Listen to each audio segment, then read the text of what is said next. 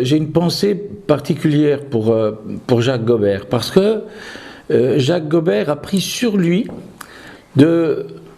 le courage, je vais dire, a pris sur lui d'oser tourner une page, d'oser tourner cette page triste que petit à petit la Louvière devenait. Ça faisait des années qu'on n'avait pas embelli la Louvière.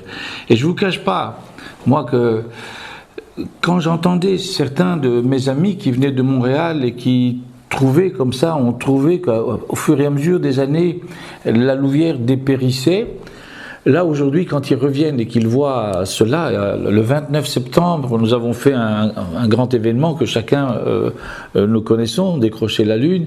J'ai eu des gens qui sont venus de Monaco, de Tunisie, de Chine, de Hong Kong, de New York, de Washington. Ils étaient là et ils ont senti un esprit d'ici, un esprit louviérois. Je l'ai dit, vous savez, c'est ça, la Louvière. La Louvière, c'est ces gens, vous voyez, dans la rue, c'est ces gens qui participent à cet événement collectif, et ils le participent, et regardez, alors après, il nous est arrivé, parce que certains sont restés quelques jours, il nous est arrivé de nous promener dans la ville le soir et de voir ces lumières bleues qui sortaient du sol. C'est quelque chose de tout à fait inattendu. Et j'aimerais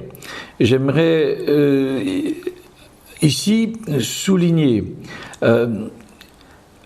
et le courage, comme je viens de le faire, de Jacques, mais son amour aussi pour l'autre.